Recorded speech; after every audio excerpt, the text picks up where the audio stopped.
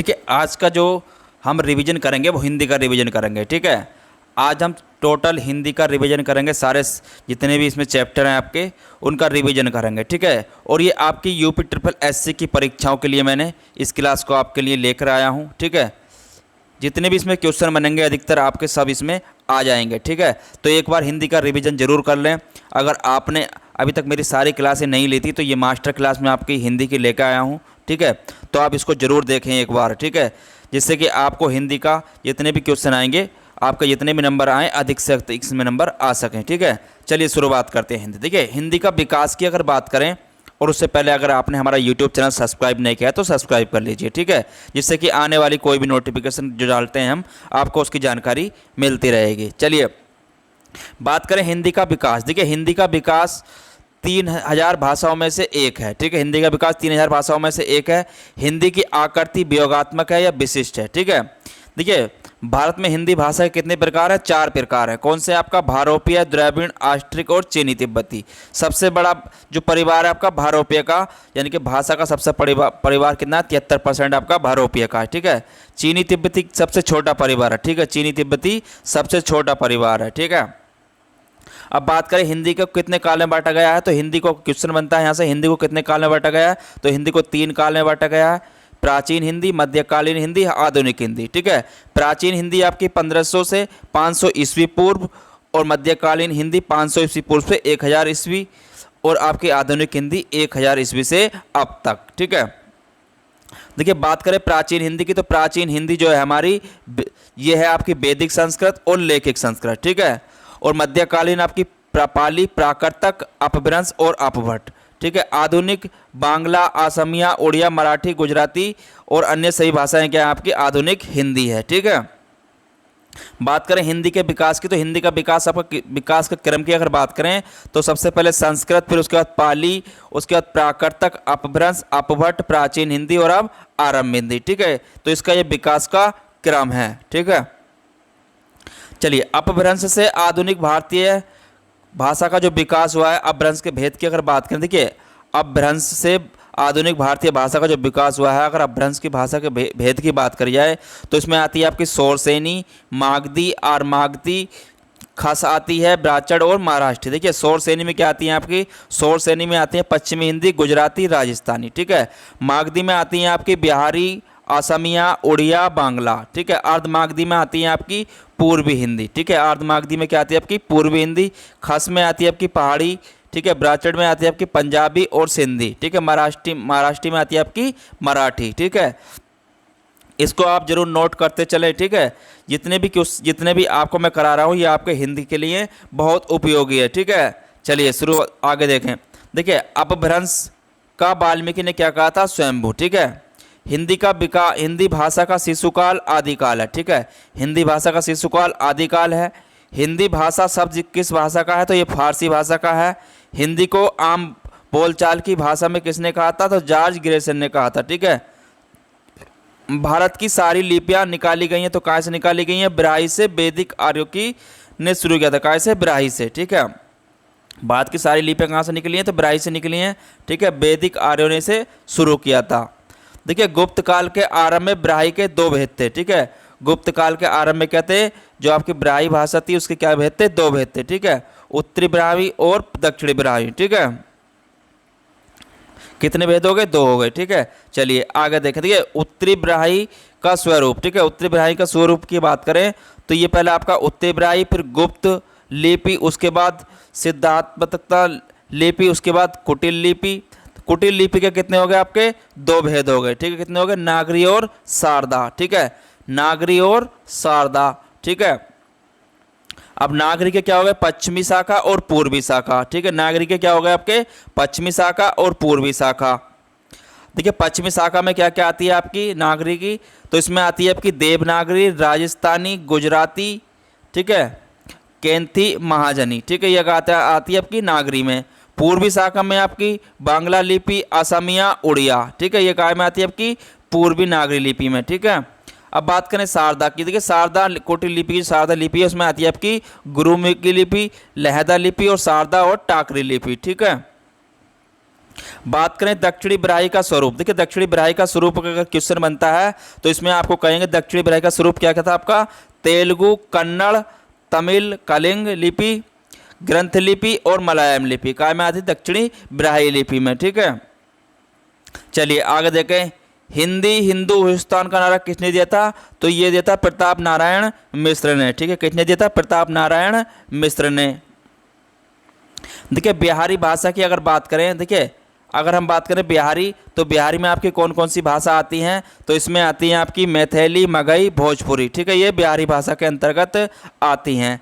अगर बात करें पहाड़ी भाषा की, तो पहाड़ी में आती हैं आपकी कुमाऊनी, गढ़वाली, नेपाली। ठीक है, तो ये आपकी पहाड़ी भाषाओं में आती हैं। आगे बात करें देखिए वर्णमाला की। अगर वर्णमाला की बात करें, मैं जितने भी करा रहा हूँ केवल मोस्ट ही आपको बता दे रहा हूँ, उसका रिवीजन के अनुसार ही आपका करा रहा हूँ। ठीक है, आपको अगर इसकी पूरी डीपली से देखनी है तो डिस्कशन में से लिंक दे रखा है मैंने, वहाँ से आप हिंदी की पूरी क्लास देख सकते हैं। ठीक है, तो ये भाषा की सबसे छोटी इकाई क्या होती है, तो वर्ण होती है। ठीक है, भाषा की सबसे छोटी इकाई वर्ण होती है। वर्णों के व्यवस्थित समूह को क्या कहते हैं, वर्णमाला कहते हैं। ध्वनि की आवृत्ति का सूचक क्या है, प्लुप स्वर है। ठीक है, ध्वनि की आवृत्ति का सूचक प्लुप स्वर है। भाषा की सार्थक इकाई क्या है, वाक्य है। ठीक है, भाषा की सार्थक इकाई वाक्य है। वर्ण और अक्षर में अंतर की अगर बात करें, देखिए वर्ण और अक्षर में क्या होता है, देखिए वर्ण होते हैं आपके क, ख, ग, घ। अक्षर होते हैं आपके जिसमें क में क प्लस ए मिला होता है। ठीक है, ऐसे ही ख में ख प्लस ए मिला होता है। ठीक है, वर्णों के खंडन को अक्षर कहते हैं। ठीक है, वर्णों के खंडन को क्या कहते हैं, हम अक्षर कहते हैं। ठीक है, वर्णमाला में कितने वर्ण होते हैं, तो 52 वर्ण होते हैं। ठीक है, स्वरों की संख्या कितनी होती है, तो स्वरों की संख्या 11 होती है। व्यंजनों की संख्या आपकी 33 होती है। ठीक है, स्वरों की बात करें तो आपके ह्रस्व स्वर, दीर्घ स्वर और प्लुप स्वर होते हैं। ठीक है, व्यंजनों की बात करें तो आपके स्पर्श व्यंजन, अंत्यस्थ व्यंजन और ऊष्म व्यंजन होते हैं। ठीक है, देखिए बात करें स्वरों का उच्चारण के स्थान पर आधार का वर्गीकरण। देखिए स्वरों का उच्चारण के स्थान के आधार पर अगर वर्गीकरण करें तो पहला होता है मात्रा के आधार पर। ठीक है, मात्रा के आधार पर कितने प्रकार के होते हैं, 3 प्रकार के। कौन से, ह्रस्व स्वर, दीर्घ स्वर और प्लुप स्वर। ह्रस्व स्वर में जो आते हैं आपके ए, ई, उ, री आते हैं। ठीक है, दीर्घ स्वर की बात करें तो दीर्घ स्वर में आपके आ, ई, उ, ठीक है, ए, ऐ, औ, ठीक है, ये आते हैं। प्लुप स्वर की बात करें तो इसमें आपके जैसे किसी को पुकारना, इस तरीके के शब्द आते हैं, जैसे रा, हे। ठीक है, तो इस तरीके के इसमें शब्द आते हैं। दूसरी बात करें जीभ के प्रयोग के आधार पर, तो जीभ के प्रयोग के आधार पर स्वरों का वर्गीकरण जो है 3 प्रकार से, आपका अग्रस्वर, मध्य स्वर और पच स्वर। ठीक है, अब बात करें अग्रस्वर की। अग्रस्वर में आपका ई, ऐ आता है। ठीक है, मध्य स्वर में आपका केवल ए आता है।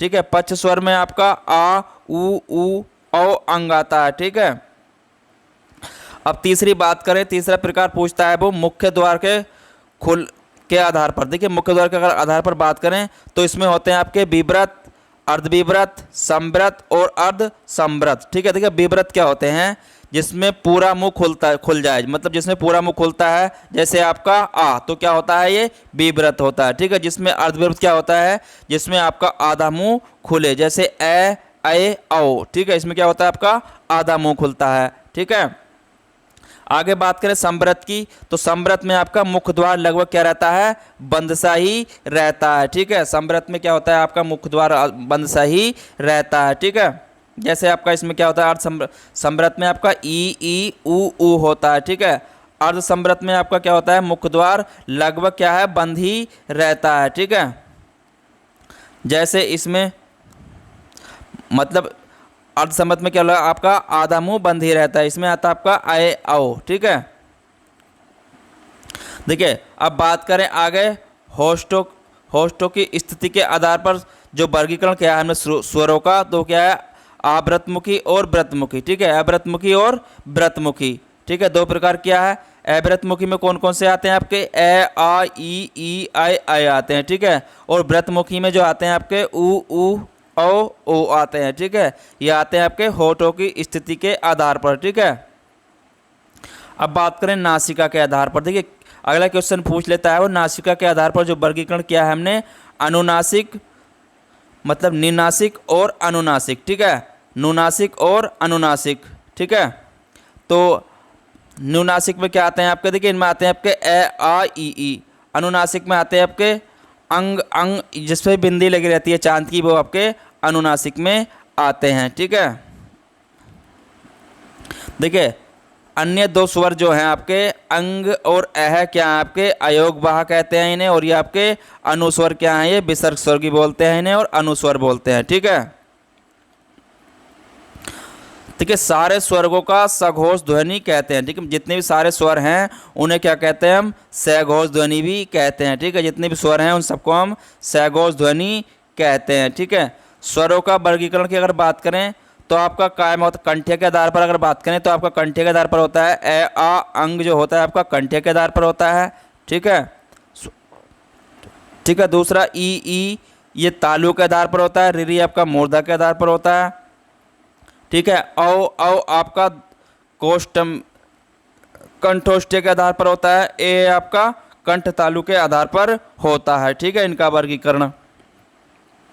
अब बात करें व्यंजनों का वर्गीकरण। देखिए व्यंजनों के वर्गीकरण पर जो क्वेश्चन बनते हैं आपके, इसमें आते हैं आपके, जैसे पहले बात करें स्पर्श व्यंजन। देखिए स्पर्श व्यंजन क्या होते हैं, स्पर्श व्यंजन होते हैं आपके, देखिए स्पर्श व्यंजन कंठ्य है, तो कंठ्य में क्या होता है आपके कै वर्ग होता है और आपका इसमें है होता है। ठीक है, कंठ्य में आपका कै वर्ग और है आएगा। ठीक है, तालव्य की बात करें तो तालव्य में आपका चै वर्ग होता है पूरा, और यह और सै भी इसमें आते हैं। ठीक है, बात करें मूर्धा की तो मूर्धा में आपका टै वर्ग होता है पूरा, और रै और सै इसमें आते हैं। ठीक है, दंत्य की बात करें तो दंत्य में आपका पूरा तै वर्ग होता है, और सै और लय इसमें भी आते हैं। ठीक है, काय में, दंत्य में।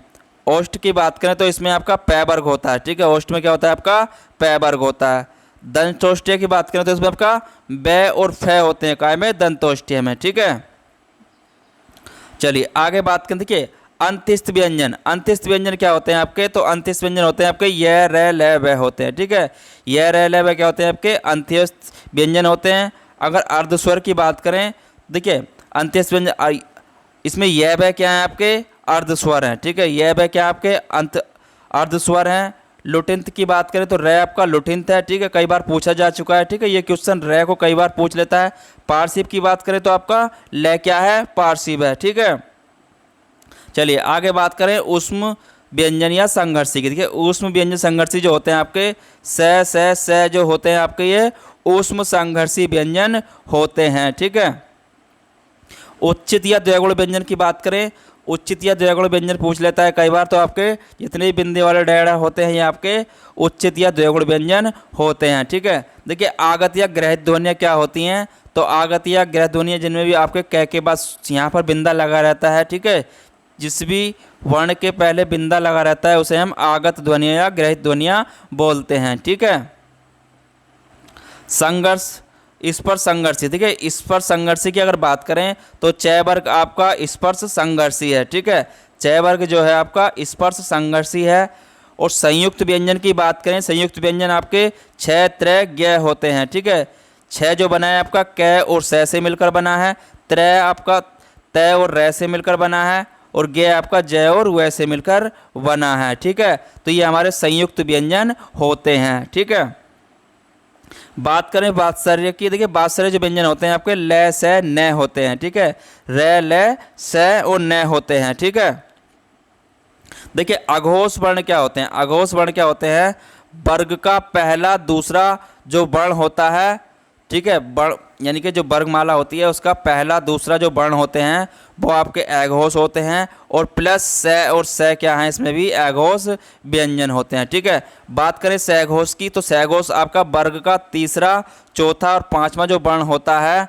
ठीक है, जो वर्ग का तीसरा चौथा पांचवा जो वर्ण होता है वो आपके सघोष होते हैं, और य रै ल व भी आपके सघोष होते हैं, और सारे स्वर आपके सघोष होते हैं। है भी आपका क्या होता है, सघोष होता है। उच्छित डे और डे भी आपके सघोष व्यंजन होते हैं। ठीक है, बात करें अल्प प्राण की। देखिए अल्प प्राण क्या होते हैं, वर्ग का पहला तीसरा पांचवा वर्ण वर्ग का जो वर्ण होता है। ठीक है, ये क्या होते हैं आपके अल्प प्राण होते हैं। य रै ल ब और डे आपके ये भी क्या है, अल्प प्राण व्यंजन होते हैं। ठीक है, बात करें महाप्राण व्यंजन की तो महाप्राण व्यंजन जो होते हैं आपके वर्ग का दूसरा चौथा वर्ग का वर्ण जो होता है वो आपका महाप्राण व्यंजन होता है, और स है भी आपके महाप्राण व्यंजन है, और डे आपका भी ये भी महाप्राण व्यंजन है। ठीक है, बात करें स्वतंत्र मुखी, देखिए स्वतंत्र मुखी की बात करें तो आपका है होता है, क्या होता है होता है, ठीक है। चलिए आगे बात करें शब्द के भेद। देखिए शब्द के भेद की अगर बात करूं तो हिंदी में शब्दों का वर्गीकरण कितने प्रकार से किया गया है, 4 प्रकार से किया गया है। और हिंदी शब्द को देखिए, शब्द के कितने भेद होते हैं तो 2 भेद होते हैं, ठीक है। शब्द के भेद कितने होते हैं तो 2 भेद होते हैं, ठीक है। सार्थक शब्द, शब्द के भेद की बात करूं तो एक सार्थक और दूसरा आपका निरर्थक शब्द, ठीक है। देखिए सार्थक शब्द वो होते हैं जिन शब्दों का कोई अर्थ हो, ठीक है। सार्थक शब्द क्या होते हैं, जिन शब्दों का कोई अर्थ हो, जैसे घर, नगर, ठीक है। जिन शब्दों का अर्थ न हो उन्हें क्या बोलते हैं, हम निरर्थक शब्द बोलते हैं, जैसे फटाफट, टन, सन, ठीक है। तो ये क्या होते हैं, आपके निरर्थक शब्द होते हैं। और हिंदी शब्दों का वर्गीकरण की अगर बात करें, देखिए हिंदी शब्दों का वर्गीकरण की अगर बात करें तो उत्पत्ति के आधार पर, ठीक है। पहला उत्पत्ति के आधार पर, दूसरा बनावट या रचना के आधार पर, तीसरा आपका अर्थ के आधार पर, चौथा आपका रूपांतरण के प्रयोग के आधार पर। देखिए अगर बात करें उत्पत्ति के आधार पर तो उत्पत्ति के आधार पर होते हैं, शब्दों का वर्गीकरण होता है आपका तत्सम, तद्भव, देसी, विदेशज और आगत, ठीक है। ये होता है उत्पत्ति के आधार पर। अगर बात करें व्युत्पत्ति या बनावट के आधार पर, ठीक है, बात करें व्युत्पत्ति या बनावट के आधार पर तो इसमें आता है आपका रूढ़, यौगिक और योग रूढ़, ठीक है।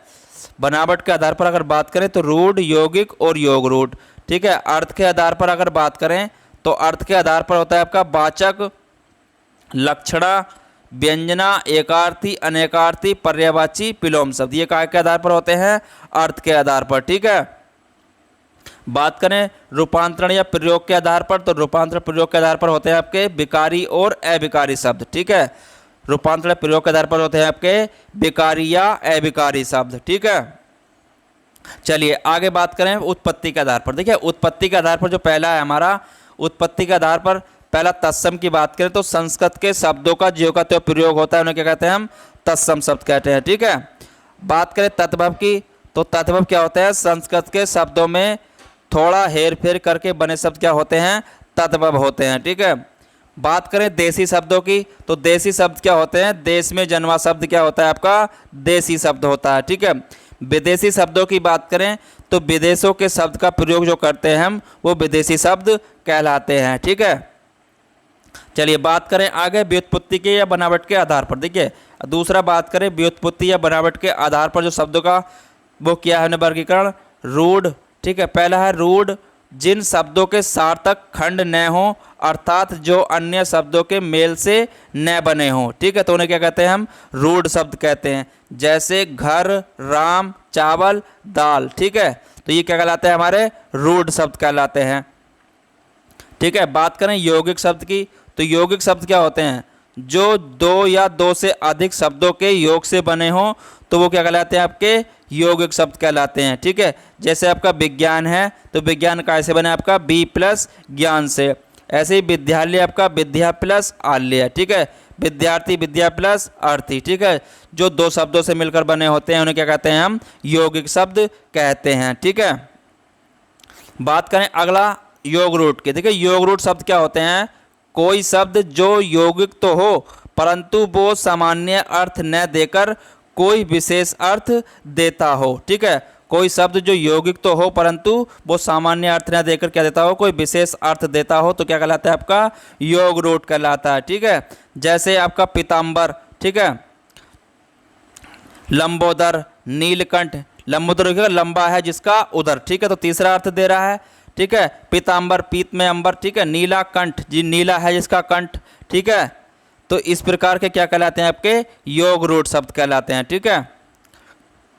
देखिए एक चीज़ आप ध्यान रखिए, बहुब्रीहि समास के सारे उदाहरण जितने भी हैं वो क्या हैं, आपके योग रूट कहलाते हैं, ठीक है। बहुब्रीहि समास के जितने भी उदाहरण हैं वो सभी आपके योग रूट कहलाते हैं, ठीक है।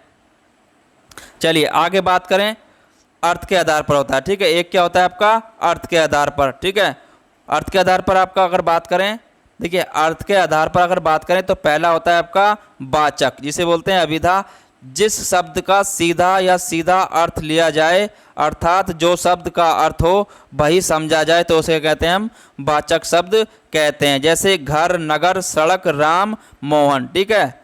दूसरा बात करें लाक्षणिक या लक्षणा के आधार पर तो वे शब्द होते हैं जिनका सीधा अर्थ न लेकर किसी कारण बस दूसरा अर्थ लिया जाए, ठीक है, तो वो क्या कहलाते हैं आपके लाक्षणिक या लक्षणा शब्द कहलाते हैं। ठीक है, देखिए लाक्षणिक शब्द की अगर उदाहरण की बात करें, किसी मूर्ख को हम कहें कि तुम निरे गधे हो, ठीक है, किसी से हम कहें अगर तुम निरे गधे हो, ठीक है, तो यहाँ पर गधे का अर्थ क्या है, जानवर न होकर है, ठीक है, गधे का अर्थ जानवर न लेकर गधे के उसे समान मूर्ख समझा जाता है, ठीक है, उसे क्या समझा जाता है, गधे के समान समझा जाता है। ठीक है, अर्थात गधा शब्द क्या है यहाँ, लक्षणा है। ठीक है, गधा शब्द क्या है यहाँ पर, लक्षणा है। ठीक है, आगे बात करें व्यंजना की। देखिए व्यंजना में ऐसे शब्द जिनका न तो वाचक और न तो लक्षणा का अर्थ लिया जाए, अर्थात जहाँ व्यंजना दोनों से भिन्न भिन्न होता है, ठीक है, तो वहाँ पर क्या, जहाँ पर उसका अर्थ क्या होता है, भिन्न भिन्न होता है। जैसे कोई चोर अपने साथी से क्या कहे,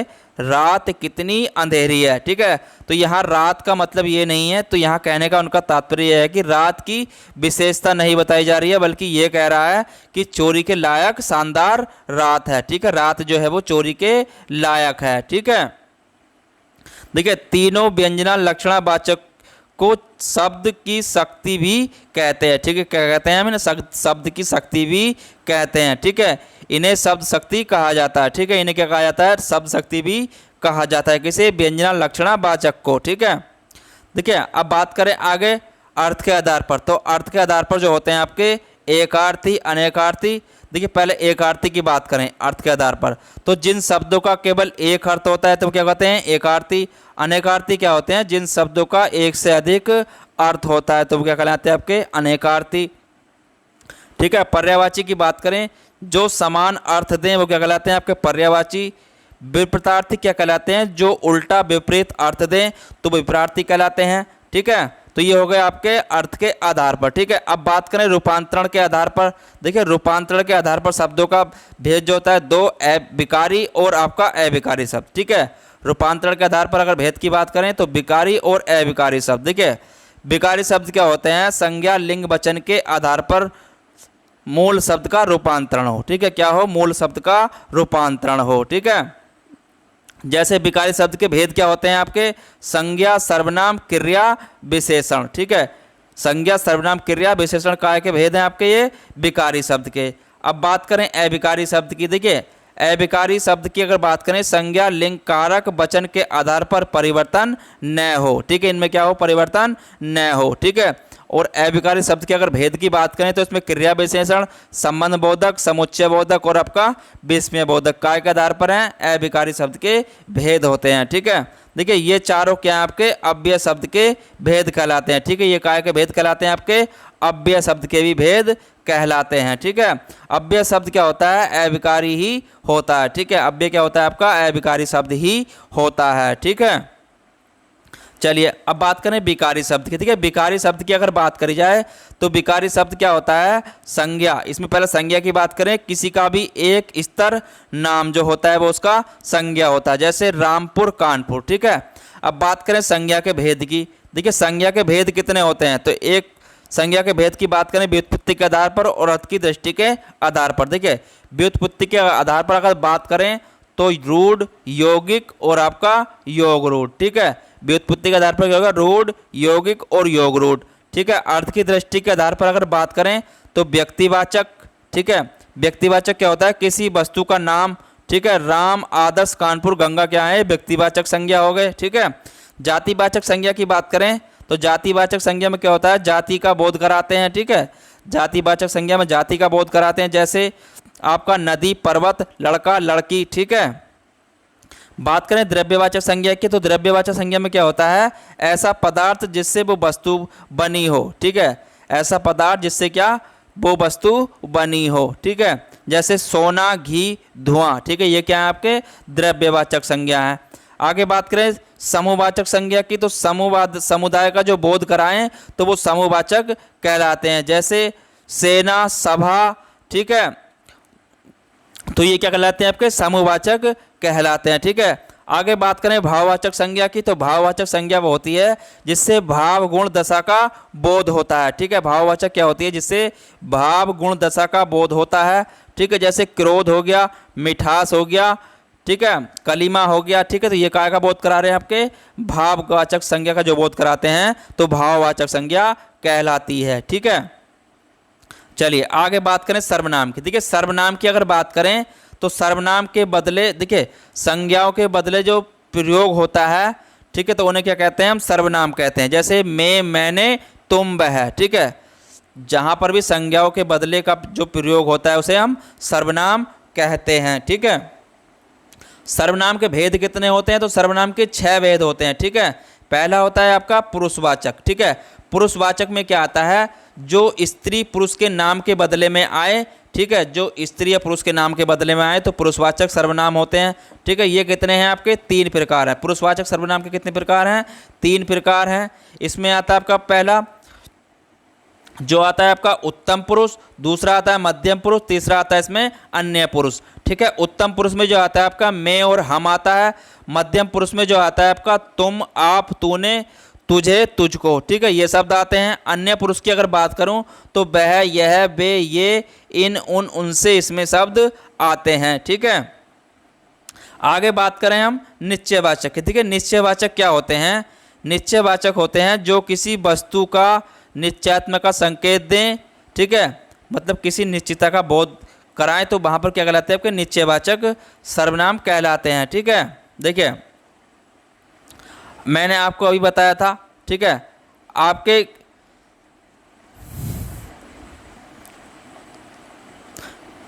जैसे कि अगर बात करें वह कह रहा है यह सांप है, तो क्या कह रहा है वो निश्चितता का यहाँ पर बोध करा रहा है, मतलब यह सांप है तो निश्चित है वो सांप होगा, ठीक है। वह सायमा है, ठीक है, तो वो निश्चितता का जहाँ पर भी बोध होता है तो वो निश्चयवाचक सर्वनाम कहलाते हैं, ठीक है। अनिश्चयवाचक की अगर बात करें तो अनिश्चयवाचक में क्या होता है, किसी निश्चित वस्तु का जो बोध न हो, ठीक है, किसी निश्चित वस्तु का क्या बोध न हो तो वहाँ पर क्या कहलाता है, वह अनिश्चयवाचक कहलाते हैं, ठीक है। किसी को बुलाओ, ठीक है, तो यहाँ पर ये नहीं कह रहा किसी का नाम लेकर कि किसी को, मतलब किसी को भी बुलाओ, ठीक है। आगे चलें, संबंधवाचक। संबंधवाचक क्या होते हैं, दो वस्तुओं के बीच संबंध का जो बोध कराते हैं वो क्या होते हैं आपके संबंधवाचक, ठीक है। जैसे जो, सो, ठीक है, इसमें क्या आते हैं संबंधवाचक में आपके जो और सो आते हैं, ठीक है।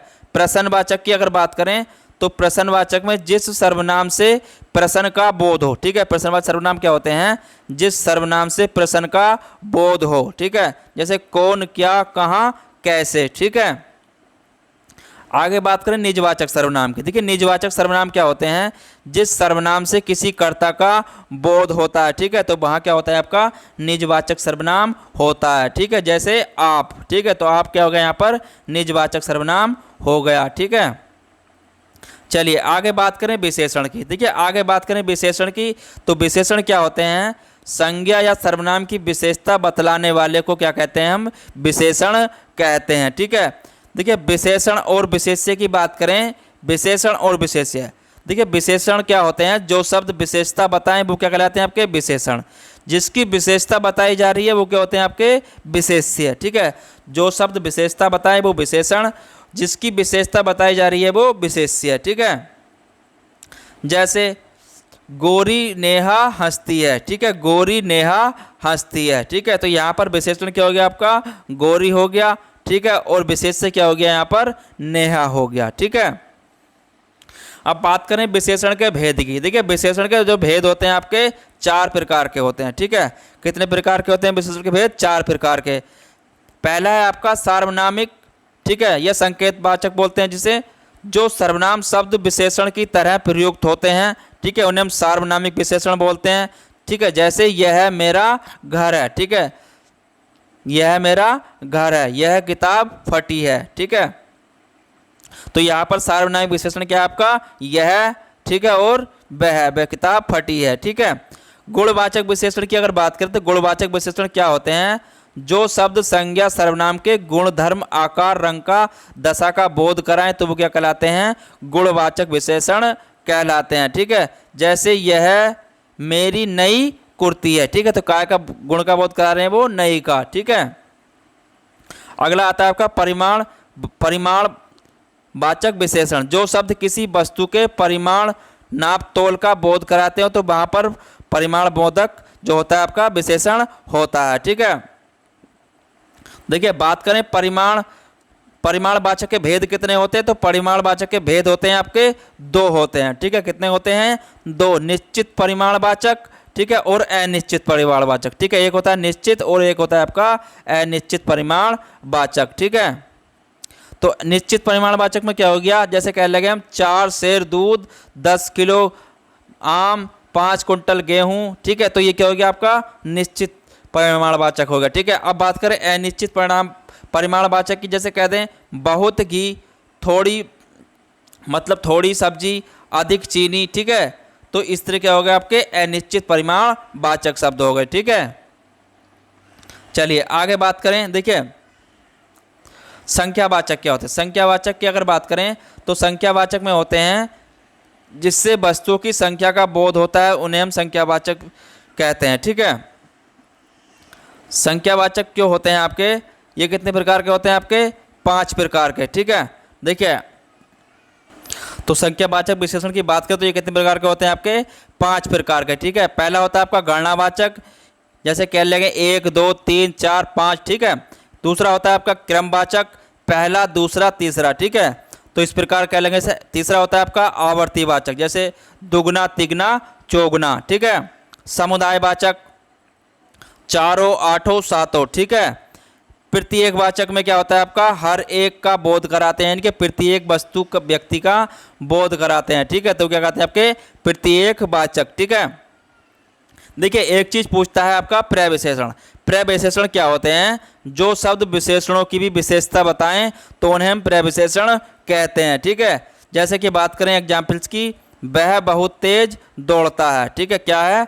वह बहुत तेज दौड़ता है, ठीक है। तो यहाँ पर बहुत क्या बता रहा है? वो उसकी विशेषता, विशेषण की विशेषता बता रहा है, ठीक है। चलिए आगे बात करें विशेष्य और विशेष की, ठीक है। विशेषण और विशेषण की अगर बात करी जाए, देखिए विशेषण और विशेष्य की अगर बात करें हम, जैसे कह लेंगे काला घोड़ा, ठीक है। तो यहाँ पर विशेषण क्या है आपका? काला, घोड़ा क्या है आपका यहाँ पर? विशेष्य, ठीक है। देखिए जब विशेषण विशेष्य से पहले आए तो वहाँ विशेष्य विशेषण हो जाता है, ठीक है। तो वहाँ पर क्या होता है? विशेषण जो होता है वो आपका विशेष्य हो जाता है, ठीक है। देखिए बात करें विशेषणों की अवस्था की, ठीक है। तो विशेषणों की अवस्था 3 होती है। कौन सी? आपकी मूल अवस्था, उत्तरावस्था और उत्तमावस्था, ठीक है। मूल अवस्था, उत्तरावस्था और उत्तमावस्था। देखिए अगर बात करें मूल अवस्था की तो उच्च और अधिक, ठीक है। उच्चावस्था की बात करें तो उच्चतर और अधिकतर। उत्तम अवस्था की अगर बात करें तो उच्चतम और अधिकतम होती है, ठीक है। बात करें क्रिया की, देखिए क्रिया क्या होती है? जिस शब्द में किसी काम का करना पाया जाए तो वो क्या कहलाती है? आपकी क्रिया कहलाती है। जैसे रसीम दौड़ना पसंद करती है, ठीक है। तो यहाँ पर दौड़ना क्या है? क्रिया है, ठीक है। देखिए बात करें धातु की, धातु क्या होती है? जिस मूल शब्द से क्रिया बने, ठीक है। जिस मूल शब्द के क्या हो? क्रिया बने, तो वहाँ पर क्या होती है? आपकी धातु, ठीक है। जैसे दौड़ जा खा क्या होती हैं? आपकी धातु होती हैं, ठीक है। धातु के भेद कितने होते हैं? तो धातु के आपके 2 भेद होते हैं, मूल धातु और आपकी यौगिक धातु, ठीक है। एक होती है मूल धातु, एक होती है आपकी यौगिक धातु, ठीक है। बात करें मूल धातु की तो मूल धातु आपकी स्वतंत्र होती है, ठीक है। मूल धातु क्या होती है? स्वतंत्र होती है। जैसे आपका पढ़ लिख जा क्या होते हैं? आपके मूल धातु शब्द हैं, ठीक है। अब यौगिक धातु की अगर बात करें तो यौगिक धातु होती हैं आपकी प्रत्यय के योग से बनती हैं, ठीक है। योग धातु क्या होती हैं? आपकी प्रत्यय के योग से बनती हैं, ठीक है। जैसे चलना से चला, ठीक है। चलना से क्या बना आपका? चला, ठीक है। अब यौगिक धातु की अगर बात करें तो ये होती हैं आपकी 3, ठीक है। प्रेरणात्मक क्रिया धातु, यौगिक क्रिया धातु और नाम धातु, ठीक है। ये कितनी होगी? आपकी 3। जैसे प्रेरणात्मक क्रिया धातु क्या होगी? आपकी उठना, खुलावाना, सुलाना, ठीक है। तो इसमें क्या लगता है? आपका प्रत्यय आना लाना जोड़ा इसमें जाता है, ठीक है। धातु का जोड़ा धातु में जोड़ा जाता है, ठीक है। अब यौगिक क्रिया धातु की अगर बात करें तो 2 या 2 से अधिक धातुओं के संयोग से प्रत्यय लगाने से बनती हैं, ठीक है। 2 या धातु के योग से प्रत्यय लगाने से ये बनती हैं, ठीक है। जैसे चलना से चलाना, रोना से जैसे रोना धोना, जैसे रोना धोना, चल देना, ठीक है। तो ये काय से बनती हैं आपकी, यौगिक धातु क्रिया धातु से बनती हैं। ठीक है, नाम धातु क्या होती हैं, जो धातु संज्ञा विशेषण से बने। ठीक है, नाम धातु क्या होती हैं, जो धातु संज्ञा विशेषण से बने। ठीक है, जैसे हाथ से हथियाना, गर्म से गरमाना। ठीक है, अगर बात करें क्रिया के भेद की, देखिए क्रिया के भेद होते हैं आपके दो। ठीक है, सकर्मक क्रिया और आपकी अकर्मक क्रिया।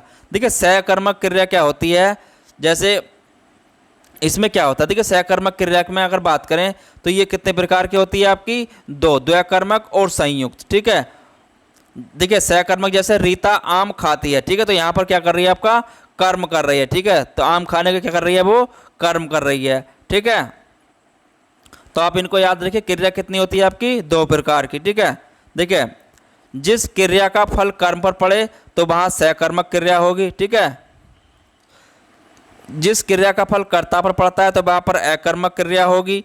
ठीक है, जिस क्रिया में दो क्रिया हो तो वहाँ पर क्या होती है आपकी, द्वैकर्मक क्रिया होती है। देखिए कुछ अकर्मक सकर्मक क्रिया भी ऐसी होती हैं जो पूरा अर्थ न दें, उस अर्थ को पूरा करने के लिए जो शब्द जोड़े जाते हैं उन्हें हम पूरक कहते हैं। ठीक है, क्या कहते हैं हम, पूरक क्रिया कहते हैं। ठीक है, बात करें व्युत्पत्ति के अनास्पर क्रिया के भेद। देखिए व्युत्पत्ति के आधार पर अनुसार अगर क्रिया के भेद की बात करें तो ये होती है आपकी नंबर 1 मूल क्रिया, दूसरी यौगिक क्रिया और तीसरी होती है आपकी पूर्वकालिक क्रिया। ठीक है, देखिए जो क्रिया दूसरे शब्दों से न बनी हो तो वो क्या होती है आपकी, मूल क्रिया होती है। ठीक है, जिसे बोलते हैं मुख्य क्रिया, जैसे खाना पीना सोना। ठीक है, मतलब मुख्य क्रिया के साथ जो क्रियाएं आए, ठीक है, जो मुख्य क्रिया के साथ जो क्रियाएं आती हैं उन्हें कहते हैं हम सहायक क्रिया। ठीक है, उन्हें क्या कहते हैं हम, सहायक क्रिया। जैसे था, है, हूँ। ठीक है, ये क्या है आपकी सहायक क्रिया। ठीक है, जिस क्रिया का सिद्ध होना किसी दूसरी क्रिया के सिद्ध होने के पहले पाया जाए तो उसे हम क्या कहते हैं, पूर्वकालिक क्रिया। ठीक है, उसे कहते हैं हम पूर्वकालिक क्रिया। ठीक है, देखिए बात करें क्रिया की 3 अवस्था होती हैं। क्रिया की कितनी अवस्था होती हैं, 3 अवस्था होती हैं। ठीक है, क्रिया की कितनी अवस्था होती हैं, 3 अवस्था होती हैं। पहली होती है आपकी सामान्य अवस्था, दूसरी होती है विधि अवस्था, तीसरी होती है संभाव्य अवस्था। देखिए विधि अवस्था क्या होती है, परोक्ष विधि या भविष्य काल, प्रत्यक्ष विधि या वर्तमान काल। ठीक है, तो आप इनको नोट करते चलिए। ठीक है, आगे जिस क्रिया में विधान निश्चित हो, जिस क्रिया में क्या हो, विधान निश्चित हो, वहाँ पर सामान्य अवस्था होती है। ठीक है, जैसे अजय आया, राधा खेल रही है। ठीक है, तो इसमें क्या है, विधान निश्चित होता है। ठीक है, देखिए जिस क्रिया से प्रार्थना प्रसन्न आदि का भाव प्रकट होता हो तो वहाँ पर आपकी विधि अवस्था होती है। ठीक है, जिस क्रिया से क्या हो, प्रार्थना प्रसन्न आदि का भाव प्रकट होता है तो वहाँ पर आपकी विधि अवस्था होती है। ठीक है, चलिए आगे बात करें, हम खेले। ठीक है, तो यहाँ पर क्या आपकी प्रत्यक्ष विधि है। ठीक है, यहाँ पर क्या आपकी प्रत्यक्ष विधि है। ठीक है, जैसे बात करें आप मुझे पुस्तक दीजिए तो यहाँ पर क्या आपकी परोक्ष विधि है। ठीक है, यहाँ पर क्या आपकी परोक्ष विधि है। ठीक है, चलिए आगे बात करें, जिस क्रिया से अनुमान इच्छा संदेह आदि का बोध होता है तो वहाँ पर क्या होती है आपकी संभाव्य अवस्था होती है। ठीक है, जैसे कि मैं कह लगूँ शायद वह कानपुर में मिल जाए। ठीक है, तो यहाँ पर क्या है, उसका कानपुर में मिलने की संभावना व्यस्त हो रही है। ठीक है, चलिए आगे बात करें अविकारी शब्द की। देखिए अविकारी शब्द जिसे बोलते हैं हम अव्यय। ठीक है, तो अव्यय को ही हम अविकारी शब्द बोलते हैं। ठीक है, तो अविकारी शब्द कितने प्रकार के होते हैं आपके, 4 प्रकार के होते हैं। ठीक है, पहला होता है आपका क्रिया विशेषण अव्यय, जिसे बोलते हैं हम एडवर्ब भी बोलते हैं इंग्लिश में।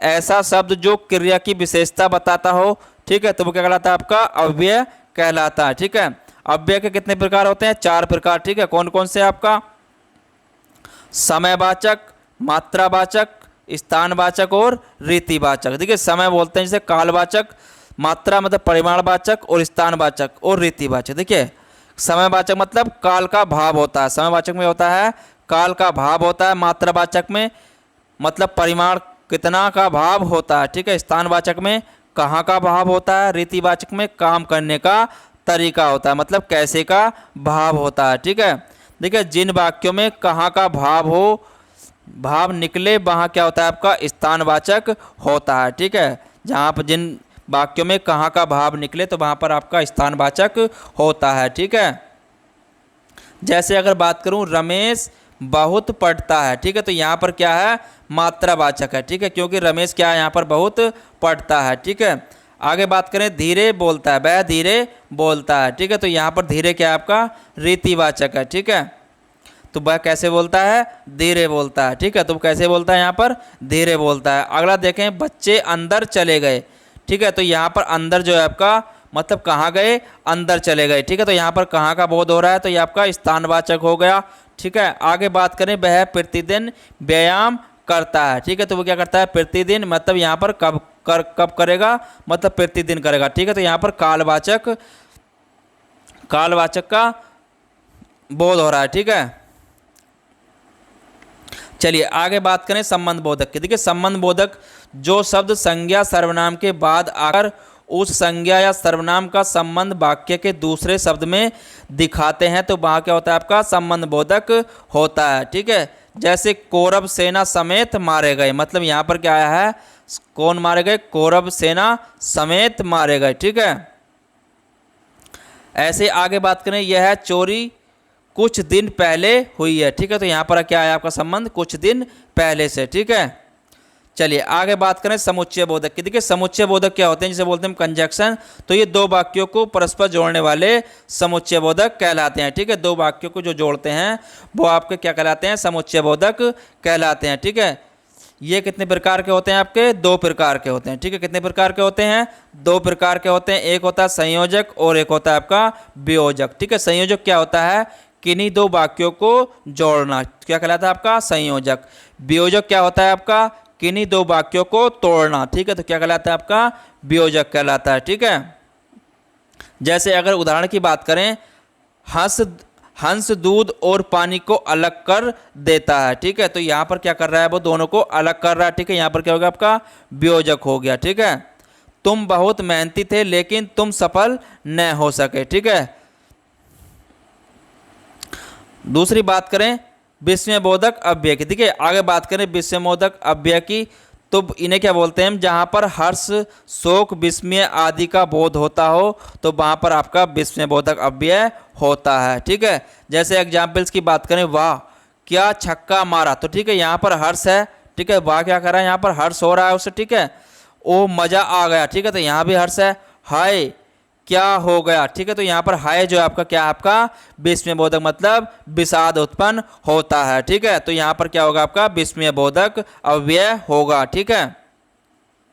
देखिए निपात की अगर बात करें, निपात क्या होते हैं, निपात वाक्य में किसी शब्द के बाद जो अव्यय लगाकर एक विशेष बल दें तो उन्हें हम क्या कहते हैं, हम निपात कहते हैं, ठीक है। निपात किन्हें कहते हैं, वाक्य में किसी शब्द के बाद जो अव्यय लगाकर एक विशेष बल दें उन्हें हम निपात कहते हैं, ठीक है। देखिए जैसे एग्जाम्पल्स की बात करें, इस बात को एक मूर्ख भी जानता है, ठीक है, तो मतलब क्या हो गया, देखिए यहाँ पर क्या करा है, विशेष बल की बात क्या करा है, मूर्ख भी जानता है, ठीक है, तो यहाँ पर भी जो है आपका क्या है निपात, मतलब विशेष बल लगाकर इसको हम कह रहे हैं। जैसे राम ने ही मारा है, ठीक है, राम ने ही मारा, ठीक है, तो यहाँ पर बल दिया जा रहा है राम पर कि इसने मतलब किसने मारा है, तो राम ने ही मारा है, ठीक है। चलिए आगे चलें। देखिए लिंग की, अब लिंग से जितने भी क्वेश्चन आएंगे, देखिए लिंग का अर्थ क्या होता है, तो लिंग का अर्थ होता है पहचान, ठीक है, लिंग का अर्थ क्या होता है पहचान।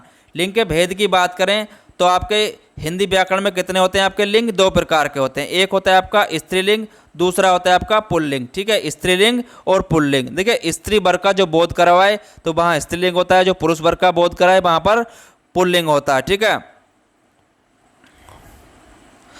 देखिए अगर बात करें अच्छा अच्छी मेरा मेरी उस शब्द के पहले लगाकर इसको हम प्रयोग कर सकते हैं, ठीक है, पहचानने का ये प्रकार है एक। अब बात की अगर बात करें, सिंधु ब्रह्मपुत्र सोन नदी क्या है आपकी पुल्लिंग है, ठीक है, सिंधु ब्रह्मपुत्र क्या है आपकी पुल्लिंग शब्द हैं, ठीक है, दोनों लिंगों में प्रयोग, ठीक है, दोनों लिंगों में प्रयोग जो होते हैं अगर उनकी बात करें स्त्रीलिंग में भी और पुल्लिंग में जिनका प्रयोग होता है, देश का, मित्र का, प्रधानमंत्री का, शत्रु का, कपड़ा, पानी, आत्मा क्या होते हैं आपके, दोनों में इनका प्रयोग होता है, ठीक है, स्त्रीलिंग में भी और पुल्लिंग में भी, ठीक है।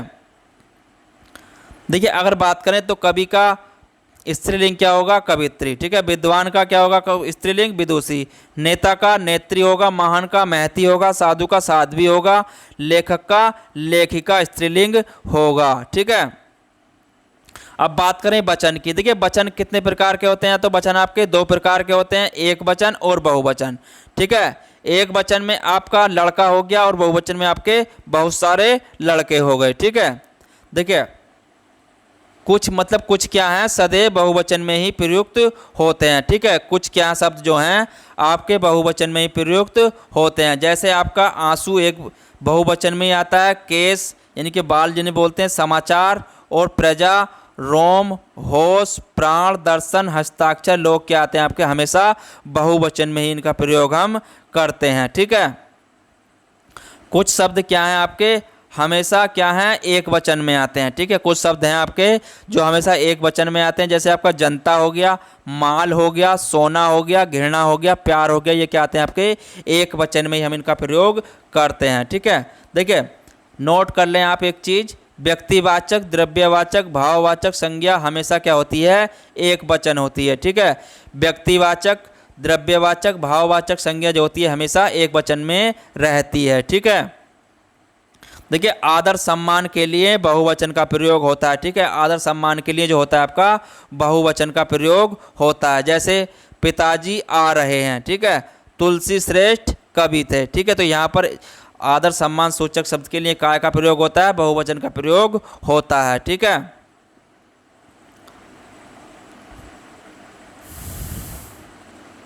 देखिए बात करें अनेकों हम नहीं लिखते हैं, कहीं भी क्या लिखते हैं हम अनेक। ठीक है, यह स्वयं में अनेक क्या होता है आपका स्वयं में बहुवचन होता है। ठीक है, अनेकों कहीं पर भी हम नहीं लगाते हैं। ठीक है, जैसे कि बाग में अनेक वृक्ष हैं। ठीक है, यहाँ पर हम अनेकों नहीं लगाएंगे। ठीक है, क्योंकि यह स्वयं में ही अपने आप में ही बहुवचन होता है। ठीक है, जैसे कहने लगे हम बाग में अनेक वृक्ष हैं। ठीक है, तो यहाँ पर कहने लगते हैं अगर बाग में अनेकों वृक्ष हैं तो वो हमारा गलत हो जाता है। ठीक है, वहाँ अनेक लोग हैं। ठीक है, तो यहाँ पर क्या होता है अनेक बहुवचन में ही हमेशा प्रयोग होता है। ठीक है, देखिए बात करें आगे कारक विभक्ति की। देखिए कारक विभक्ति की अगर बात करी जाए, जो शब्द कर्ता क्रिया कर्म से संबंध जोड़ते हैं तो उसे हम क्या कहते हैं, हम कारक कहते हैं। ठीक है, जो शब्द क्या हैं आपके कर्ता क्रिया कर्म से संबंध जोड़ते हैं उन्हें हम कारक कहते हैं। ठीक है, देखिए हिंदी में कारकों की संख्या कितनी है आपकी 8 है। ठीक है, हिंदी में कारकों की संख्या कितनी है आपकी 8 है। ठीक है, देखिए पहला होता है आपका कर्ता, मतलब चिन्ह होता है ने, दूसरा होता है कर्म, इसका चिन्ह होता है को, तीसरा होता है करण, इसका चिन्ह होता है से के द्वारा। ठीक है, चौथा होता है आपका संप्रदान, इसका चिन्ह होता है के लिए को। ठीक है, पांचवा होता है आपका आपादान, इसका चिन्ह होता है से अलग होने के अर्थ में। ठीक है, छठा होता है आपका संबंध, इसका अर्थ होता है काकी के नानी ने। ठीक है, सातवां होता है आपका अधिकरण, इसमें चिन्ह जो होता है आपका में पर ने होता है, में पे पर होता है। ठीक है, आठवां होता है आपका संबोधन, इसमें जो चिन्ह होता है आपका हे भो अरे होता है। ठीक है, देखिए बात करें कर्ता कारक की। देखिए कर्ता कारक क्या होते हैं, जिस रूप से क्रिया के करने का क्या होता है, जिस रूप से क्रिया के करने का बोध होता है तो उसे कहते हैं हम कर्ता कारक कहते हैं। ठीक है, जैसे लड़की स्कूल जाती है। ठीक है, तो लड़की क्या कर रही है, यहाँ पर स्कूल जा रही है। ठीक है, देखिए ने चिन्ह का हमेशा प्रयोग वर्तमान या भविष्य काल वाले वाक्यों में न होकर केवल भूतकाल में ही होता है। ठीक है, ने जो चिन्ह का प्रयोग है तो इनका प्रयोग वर्तमान या भविष्य काल वाक्यों में न होकर काय में करते हैं, केवल भूतकाल में ही होता है। ठीक है, जैसे राम ने रावण को मारा। ठीक है, तो ये क्या हो गया आपका भूतकाल में ही हो गया। ठीक है, राम ने रावण को कब मारा था, तो भूतकाल में ही तो मारा था। ठीक है, राम ने रावण को मारा। ठीक है, लेकिन अगर बात करें भूतकाल अकर्मक क्रिया में हो तो वहाँ भी क्या करते हैं हम ने चिन्ह को नहीं लगाते हैं। ठीक है, अगर यदि अकर्मक क्रिया में हो भूतकाल तो वहाँ पर भी हम नया चिन्ह को नहीं लगाते हैं। ठीक है, वह, ठीक है, वह हंसा। ठीक है, तो यहाँ पर भी क्या लगाएंगे, हमने नहीं लगाएंगे। ठीक है, पहचान कैसे करेंगे, देखिए पहचान इसमें होती है कौन का प्रश्न चिन्ह निकलता है। ठीक है, यहाँ पर क्या निकलता है, कौन का प्रश्न चिन्ह निकलता है। ठीक है, देखिए बात करें कर्म कारक की, तो कर्म कारक क्या होते हैं, कर्म कारक होते हैं क्रिया के कार्य का फल जिस पर पड़ता है। ठीक है, क्रिया के कार्य का फल जिस पर पड़ता है तो क्या कहलाता है आपका कर्म कारक कहलाता है। ठीक है, पहचान क्या करेंगे इसकी, पहचान है आपकी क्या किसको प्रश्न निकलता है। ठीक है, क्या किसको प्रश्न यहाँ से निकलता है। जैसे सीमा ने तनीषा को पीटा। ठीक है, तो किसको पीटा, तनीषा को यहाँ पर पीटा। ठीक है, तो यहाँ पर क्या होगा आपका कर्म कारक क्या होगा, तनीषा। ठीक है, आगे बात करें करण कारक की, तो करण कारक क्या होता है आपका, करण कारक में होता है आपका जिसके द्वारा क्रिया पूरी की जाती है उस संज्ञा साधन को हम करण कारक कहते हैं। ठीक है, उसे क्या कहते हैं हम करण कारक कहते हैं। ठीक है, चलिए आगे देखें संप्रदान कारक। संप्रदान कारक क्या होते हैं, जिसके लिए कोई क्रिया की जाए, मतलब जिसके लिए कोई क्रिया की जाती है तो वहाँ पर क्या होता है आपका संप्रदान कारक होता है। ठीक है, जैसे कि बच्चों को गेंद लाओ। ठीक है, तो बच्चों को क्या ला रहे हैं हम, गेंद ला रहे हैं। ठीक है, जैसे तो यहाँ पर किसके लिए हुआ है ये, बच्चों को। ठीक है, सुरभि के भाई के लिए मिठाई लाई। ठीक है, सुरभि भाई के लिए मिठाई लाई। ठीक है, तो यहाँ पर संप्रदान कारक हो गया के लिए। ठीक है, आगे बात करें आपादान। देखिए आपादान में क्या होता है, संज्ञा सर्वनाम से वस्तु का अलग होना जिसमें पाया जाए तो वहाँ पर क्या होता है आपका आपादान कारक होता है। ठीक है, जैसे वृक्ष से पत्ता गिरता है, तो यहाँ पर क्या हो रहा है आपका वृक्ष से पत्ता क्या है, अलग हो रहा है। ठीक है, तो यहाँ पर अलग होना जिसमें पाया जाता है वहाँ पर आपादान कारक होता है। ठीक है, अब बात करें संबंध कारक के। देखिए संज्ञा सर्वनाम के जिस रूप से उसका दूसरे शब्दों के साथ संबंध प्रकट होता है। ठीक है, तो वहाँ पर क्या होता है आपका संबंध कारक होता है। ठीक है, जैसे कि बात करें मेरी घड़ी खो गई। ठीक है, तो यहाँ पर क्या संबंध उसका, मेरी मतलब का संबंध हो रहा है, घड़ी किसकी थी, मेरी। ठीक है, तो यहाँ पर क्या हो रहा है उसका दूसरे शब्दों के साथ संबंध प्रकट हो रहा है, किसके साथ, मेरी घड़ी खो गई, यानी कि मेरा संबंध किसके साथ हो रहा है, घड़ी के साथ। ठीक है, आगे आता है आपका अधिकरण कारक। अधिकरण की अगर बात करें तो संज्ञा के जिस रूप से क्रिया के आधार का बोध होता है। ठीक है, संज्ञा के जिस रूप से क्रिया के आधार का बोध होता है तो वहाँ पर क्या होता है आपका अधिकरण कारक होता है। ठीक है, जैसे मेज पर पुस्तक रखी। ठीक है, तो मेज पर क्या है, पुस्तक रखी है। ठीक है, संबोधन कारक। देखिए संबोधन कारक में क्या होता है, किसी को पुकारने का क्या होता है इसमें बोध होता है। ठीक है, क्या होता है, किसी को पुकारने का बोध होता है। जैसे आपका हे प्रभु, ठीक है, कृपा करो, मतलब हे प्रभु कृपा करो। ठीक है, तो यहाँ पर हे क्या है आपका पुकारने का, किसे लगा रहा है, वो भगवान के लिए प्रार्थना कर रहा है। ठीक है, चलिए आगे बात करें वाक्य की। देखिए वाक्य क्या होते हैं, अगर वाक्य की बात करी जाए तो वाक्य होते हैं आपके सार्थक शब्दों का व्यवस्थित समूह को जिसके आपेक्षिक क्या हो, अर्थ प्रकट हो। ठीक है, उसे हम वाक्य कहते हैं। ठीक है, उसे कहते हैं हम वाक्य कहते हैं। ठीक है, देखिए वाक्य के अनिवार्य मतलब वाक्य के जो अनिवार्य तत्व हैं अगर उनकी बात करें तो कितने आपके 6 हैं। ठीक है, कितने वाक्य के अनिवार्य तत्व कितने हैं, 6। सार्थकता, योग्यता, आकांक्षा, निकटता, पदक्रम और आपका अन्वय। ठीक है, वाक्य के अंग की अगर बात करें तो वाक्य के अंग कितने हैं, 2, उद्देश्य और विधेय। ठीक है, अंग कितने हैं, 2, उद्देश्य और विधेय। ठीक है, देखिए अगर एक एग्जाम्पल्स ले में अनुराग खेलता है। ठीक है, अनुराग खेलता है तो यहाँ पर जो है आपका अनुराग क्या है, उद्देश्य है, खेलता क्या है यहाँ पर, विधेय है। ठीक है, देखिए अगर बात करें जिसके बारे में कुछ बताया जाता है। ठीक है, जिसके बारे में क्या जिसके बारे में बताया जाता है तो उसे हम उद्देश्य कहते हैं। ठीक है, वाक्य के उद्देश्य के बारे में जो कहा जाए, यानी कि वाक्य के उद्देश्य के बारे में जो कहा जाता है हम उसे क्या कहते हैं, विधेय कहते हैं। ठीक है, वाक्य के अगर भेद की बात करें तो वाक्य के भेद कितने होते हैं आपके, 2 प्रकार से होते हैं। ठीक है, वाक्य के भेद कितने प्रकार के होते हैं, 2 प्रकार के होते हैं। कौन कौन से, अर्थ के आधार पर और रचना के आधार पर। ठीक है, देखिए पहला होता है रचना। अर्थ के आधार पर अगर बात करें तो अर्थ के आधार पर जो होते हैं आपके 8 प्रकार के होते हैं वाक्य। ठीक है, अर्थ के आधार पर कितने प्रकार के होते हैं आपके, 8 प्रकार के। कौन कौन से, पहला होता है आपका विधानवाचक, दूसरा होता है निषेधवाचक, तीसरा होता है आपका आज्ञावाचक, चौथा होता है प्रश्नवाचक, पांचवा होता है इच्छावाचक, छठा संदेहवाचक, पांचवा विस्मयवाचक और आपका 8वां होता है संकेतवाचक। ठीक है, पहला बात करें विधानवाचक तो वर्षा हो रही है। ठीक है, जैसे एग्जाम्पल्स ले लें यहाँ पर, विधानवाचक क्या हो गया, वर्षा हो रही है। ठीक है, निषेधवाचक क्या हो गया, मैंने खाना नहीं खाया। ठीक है, तो यहाँ पर मनाही हो रही है। आज्ञावाचक क्या है, जैसे बाजार जाकर फल लाओ, ठीक है, तो उसे आज्ञा दी जा रही है। प्रश्नवाचक यह है क्या है, ठीक है, तो यहाँ पर प्रश्न किया जा रहा है, ठीक है। इच्छावाचक में तुम्हारा कल्याण हो, ठीक है, तो उसकी ऐसी इच्छा है, ठीक है, मतलब इच्छा हो रही है कि तुम्हारा कल्याण हो, ठीक है। संदेहवाचक की अगर बात करें, शायद शाम को वर्षा होगी, ठीक है, तो यहाँ पर संदेह है, मतलब शाम को वर्षा हो भी सकती है और नहीं भी, ठीक है।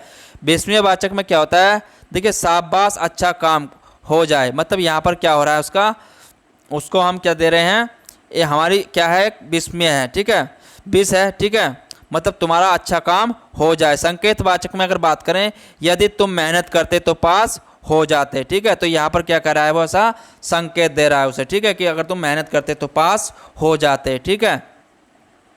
अब बात करें आगे रचना के आधार पर, तो रचना के आधार पर कितने प्रकार के होते हैं वाक्य, 3 प्रकार के, ठीक है। सरल साधारण वाक्य, देखिए पहला होता है सरल या साधारण वाक्य, ठीक है। तो साधारण वाक्य में क्या होता है, एक उद्देश्य होता है इसमें और एक आपका विधेय होता है, ठीक है। देखिए वह खाना खाता है, ठीक है, तो यहाँ पर उद्देश्य क्या है, वह, ठीक है, उद्देश्य क्या होगा यहाँ पर, विधेय, वह खाना खाता है, तो क्या होगा यहाँ पर विधेय हो गया, ठीक है। ये क्या आपका साधारण या सरल वाक्य बोलते हैं, ठीक है। दूसरा आता है आपका संयुक्त वाक्य, ठीक है। संयुक्त वाक्य क्या होते हैं, 2 या 2 से अधिक सरल वाक्यों को योजकों और, मतलब योजकों द्वारा जोड़ा जाता है, जैसे और, एवं, या, अथवा, इसलिए, अतः, फिर भी, तो, नहीं तो, किंतु, परंतु, लेकिन पर से जुड़े हों, तो उन्हें क्या कहते हैं हम, देखिए उन्हें कहते हैं हम संयुक्त वाक्य, ठीक है। संयुक्त वाक्य क्या होते हैं, सरल वाक्य और सरल वाक्य से ही जुड़ते हैं, ठीक है। जैसे कि अगर बात करें, वह सुबह गया और शाम को लौट आया, ठीक है, तो यहाँ पर योजक क्या है आपका, और से यहाँ पर क्या है, 2 वाक्य जुड़ गए हैं। पहला वाक्य आपका वह सुबह गया, शाम को लौट आया, ठीक है, तो पहला सरल वाक्य, दूसरा आपका सरल वाक्य, ठीक है। जहाँ पर जो सरल वाक्य जुड़ते हैं उन्हें हम संयुक्त वाक्य कहते हैं, ठीक है। तीसरा आता है हमारा मिश्रित वाक्य। मिश्रित वाक्य क्या होते हैं, जिन वाक्यों में एक प्रधान मुख्य उपवाक्य हो और अन्य आश्रित गौण उपवाक्य हों, ठीक है, जो आपस में की, जो, क्योंकि, जितना, उतना, जैसा, वैसा, जब, तब, जहाँ, वहाँ, जिधर, उधर, अगर, यदि, तो, यद्यपि, तद्यपि जुड़े हों, मतलब इन शब्दों से क्या हो, जुड़े हो, तो वह क्या कहलाते हैं, आपके मिश्रित वाक्य कहलाते हैं, ठीक है। इसमें क्या होता है, प्रधान उपवाक्य होता है, ठीक है, एक इसमें आपका आश्रित उपवाक्य होता है, ठीक है। जैसे एग्जाम्पल्स की अगर बात करें, मैं जानता हूँ, ठीक है, तो आपका क्या हो गया, प्रधान उपवाक्य हो गया, ठीक है, ये पहला प्रधान उपवाक्य हो गया। दूसरा हो गया यहाँ से जुड़ा आपका की के बाद, तुम्हारे अक्षर अच्छे नहीं बनते, ठीक है, तो ये क्या आपका आश्रित उपवाक्य हो गया, ठीक है। तो उसमें 2 वाक्य से जो जुड़ता है उसे हम मिश्रित वाक्य बोलते हैं, ठीक है। चलिए आगे बात करें विराम चिन्ह की, ठीक है। विराम चिन्ह होते क्या हैं, विराम चिन्ह का अर्थ होता है रुकना या ठहरना, ठीक है। विराम चिन्ह का अर्थ क्या होता है, रुकना या ठहरना, ठीक है। हिंदी में प्रचलित विराम चिन्ह कितने हैं आपके, 18 हैं, ठीक है, कितने हैं, 18 हैं, ठीक है। एक होता है पूर्ण विराम, ठीक है, पूर्ण विराम आपने देखा होगा वाक्य के अंत में लगता है इस तरीके से, ठीक है, मतलब जैसे कि बात करें वह खाता है, ठीक है, तो उसके बाद क्या लगाते हैं हम, पूर्ण विराम लगाते हैं, ठीक है। उसके बाद आता है आपका अगला विराम चिन्ह अर्धविराम। देखिए अर्धविराम क्या होता है, अर्धविराम होता है आपका अल्प विराम की अपेक्षा क्या होता है, देर से यहाँ पर रुकना होता है, ठीक है, अल्प विराम की अपेक्षा अधिक देर से रुकना होता है, ठीक है। जैसे कि एमए के बाद हम क्या लगाएंगे, अर्धविराम बीएड, ठीक है, एमए बीएड, जैसे किसी को कहने लगे एमए बीएड, ठीक है, तो उसके बाद अर्धविराम लगाएंगे, फिर उसके बाद आपका पूर्ण विराम लगेगा, ठीक है। आगे बात करें अल्प विराम की, तो अल्प विराम क्या होता है, अर्धविराम की तुलना में कम रुकना होता है, मतलब अर्धविराम की तुलना में क्या होता है, कम रुकना होता है। जैसे हाँ लिख सकता हूँ, मतलब हाँ के बाद क्या लगाएंगे हम, अल्प विराम लगाएंगे और उसके बाद अपना पूरा वाक्य कर देंगे लिख सकता हूँ, उसके बाद आपका पूर्ण विराम लगेगा, ठीक है। आगे बात करें प्रश्नवाचक, तो प्रश्नवाचक क्या होता है, प्रश्नवाचक वहाँ लगता है जहाँ किसी से कोई प्रश्न किया जाता है, ठीक है। जैसे कि अगर कह लगे वह क्या रखा है, ठीक है, तो हम किसी से पूछ रहे हैं वह क्या रखा है, तो उसके बाद क्या आएगा, हमारा प्रश्नवाचक चिन्ह आएगा, ठीक है। अगला आता है हमारा विस्मय बोधक, ठीक है। विस्मय बोधक वहाँ लगता है जैसे कोई शब्द हो, वाह, हाय, हे, जहाँ पर आपका विस्मय बोधक शब्द आते हैं तो उनके बाद हम आपका विस्मय बोधक चिन्ह लगाते हैं, ठीक है। उद्धरण चिन्ह, उद्धरण चिन्ह आपका ये होता है, ठीक है। योजक चिन्ह आपका किसी 2 शब्दों की मतलब तुलना होती है जहाँ पर भी क्या लगता है, जैसे पाप पुण्य सुख दुख माता पिता भाई बहन जितने भी शब्द इस तरीके का आते हैं तो उनमें आपका योजक चिन्ह लगता है। ठीक है, बात करें निर्देशक चिन्ह की, तो निर्देशक चिन्ह क्या होता है आपका, देखिए संवाद सूची में नाम लिखने के लिए प्रयोग किया जाता है। ठीक है, कहाँ के लिए किया जाता है, नाम लिखने के लिए प्रयोग किया जाता है। ठीक है, जैसे एग्जाम्पल्स की बात करें, रमेश तुम कहाँ रहते हो। ठीक है, रमेश का नाम लिखा, उसके बाद हमने क्या लगाया, निर्देशक चिन्ह लगाया और तुम कहाँ रहते हो। ठीक है, कोष्टक आपने देखे ही होंगे, इस तरह के कोष्टक चिन्ह होता है। हंसपद चिन्ह क्या होता है आपका, त्रुटि बोधक होता है। ठीक है, जहाँ पर क्या होता है कोई शब्द छूट जाता है तो वहाँ पर क्या लगाते हैं हम, हंस बोधक चिन्ह या त्रुटि बोधक चिन्ह लगाते हैं। ठीक है, रेखांकन चिन्ह आपका ये होता है। ठीक है, इस तरह का नीचे के अंडरलाइन जिसे बोलते हैं हम, रेखांकन चिन्ह होता है। ठीक है, लाघव चिन्ह आपका ये होता है जीरो की तरह। ठीक है, संक्षिप्त रूप क्या होता है, जैसे कोई हमें लिखना हो, जैसे हम लिखते हैं प्रश्न। ठीक है, उसके बाद क्या लगाते हैं हम, लाघव चिन्ह। ठीक है, तो इस तरीके जिसके पीछे लगता है तो उसे हम लाघव चिन्ह बोलते हैं। ठीक है, अब लोप चिन्ह क्या होता है, देखिए लोप चिन्ह हमने कोई लाइन लिखी और उसके बाद हम किसी इसमें कोई ऐसे शब्द आए कि उसके बाद हम पूरा फिर आगे से वाक्य लिख देते हैं। ठीक है, तो उसे क्या बोलते हैं हम, लोप चिन्ह बोलते हैं। ठीक है, जैसे कि एग्जाम्पल्स की बात करें, परीक्षा डॉट डॉट डॉट आ गई। ठीक है, तो वो क्या हो गया आपका, लोप चिन्ह हो गया। अपूर्ण विराम क्या होता है, देखिए अपूर्ण विराम इस तरह के दो बिंदु लगाते हैं। ठीक है, पुनरुक्ति सूचक आपके इस तरह के चिन्ह होते हैं। ठीक है, विवरण चिन्ह आपके ये होते हैं। ठीक है, किसी का हमें विवरण लिखना हो उसके बाद हम यहाँ से विवरण चिन्ह के बाद उसकी शुरुआत करते हैं। ठीक है, तारक चिन्ह क्या होते हैं, पाद टिप्पणियों के लिए होते हैं। ठीक है, पाद टिप्पणी लिखनी हो तो हम तारक चिन्ह का प्रयोग करते हैं। ठीक है, योग चिन्ह आपके इस तरीके से होते हैं। तुल्यात्मक सूचक आपके ये होते हैं। ठीक है, तिर्यक रेखा आपकी ये होती है, मतलब कहीं पर हमें क्या लिखना हो, राम या ठीक है श्याम, इस तरीके से हम लिखें तो हम दोनों के बीच में क्या लगाते हैं, तिर्यक रेखा लगा देते हैं। ठीक है, इसका क्या होता है, अथवा या में इसका प्रयोग करते हैं। ठीक है, समाप्ति सूचक आपका ये होता है। ठीक है, इस तरीके से हम इसको समाप्ति सूचक लिख सकते हैं या इस तरीके से भी लिख सकते हैं। और आपका इस तरीके के बाद में क्या करते हैं, कोई हमें वाक्य लिखा और मतलब कोई पैराग्राफ लिखकर उसके बाद हम समाप्ति सूचक हमें लिखना है तो हम इस तरीके से भी बाद में उसको लगा देते हैं। ठीक है, अवतरण चिन्ह की बात करें तो अवतरण चिन्ह आपके इस तरीके से होते हैं, कोई हमने लिखा पैराग्राफ और उसके बाद दोनों तरफ हम चिन्ह लगा देंगे। ठीक है, तो क्या कहलाएंगे, वो अवतरण चिन्ह कहलाते हैं। ठीक है, चलिए आगे बात करें काल की। देखिए काल की अगर बात करी जाए तो काल कितने प्रकार के होते हैं, तो काल आपके 3 प्रकार के होते हैं। ठीक है, काल की बात करें तो काल आपके 3 प्रकार के होते हैं, वर्तमान काल, भूतकाल, भविष्य काल। ठीक है, कितने प्रकार के होते हैं, 3 प्रकार के। अब पहले बात करें वर्तमान काल की, तो वर्तमान काल के कितने वेद होते हैं, 5 वेद होते हैं। ठीक है, पहला होता है आपका सामान्य वर्तमान, दूसरा होता है तात्कालिक वर्तमान, तीसरा होता है पूर्ण वर्तमान, चौथा होता है संदिग्ध वर्तमान, 5वां होता है आपका संभाव्य वर्तमान। देखिए सामान्य वर्तमान में क्या होगी,